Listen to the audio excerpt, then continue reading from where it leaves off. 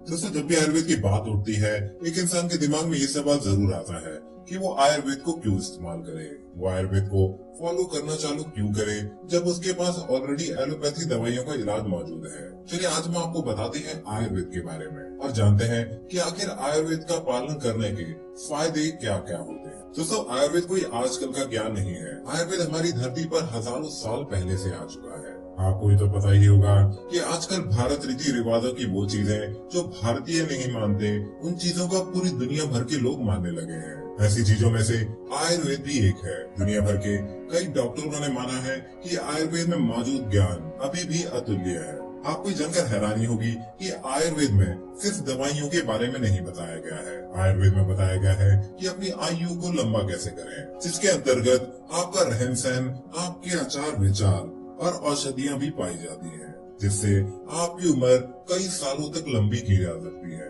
आपको ये बता दें कि आयुर्वेद का ज्ञान सीधा प्रभु ब्रह्मा से इंसानों के पास आया था और धीरे धीरे कई बड़े वैद्यों ने इस आयुर्वेद को धीरे धीरे रिसर्च करके इतना ज्यादा बढ़ा दिया था कि इंसान की कोई भी बीमारी उनके द्वारा ठीक कर दी जा सकती थी। जब कई हजार सालों पहले तक्षशिला की लाइब्रेरी जला दी गई थी, तो इसमें आयुर्वेद की भी कई सारी किताबें जला दी गई थी और कई सारा ज्ञान जल के भस्म हो गया था। पर उसके बावजूद कई चीजें बच गई थी और ये चीजें भी इतनी शक्तिशाली है कि इंसान की बड़ी से बड़ी बीमारी ठीक कर दिखाए। आयुर्वेद में हर शाखा को नहीं देखा जाता। जैसे कि एलोपैथी में होता है कि अगर आपकी आंख खराब है तो आप आंख के डॉक्टर के पास जाते हैं, अगर आपका हाथ पैर खराब है तो आप उसके डॉक्टर के पास जाते हैं, अगर आपका हार्ट खराब है तो आप उसके डॉक्टर के पास जाते हैं। आयुर्वेद में ऐसा नहीं है। समझ लीजिए कि इंसान एक पेड़ नुमा है। अगर पेड़ की जड़ें मजबूत रहेंगी तो पेड़ भी मजबूत रहेगा। आयुर्वेद में इंसान की जड़ें मजबूत करने पर ही जोर दिया जाता है।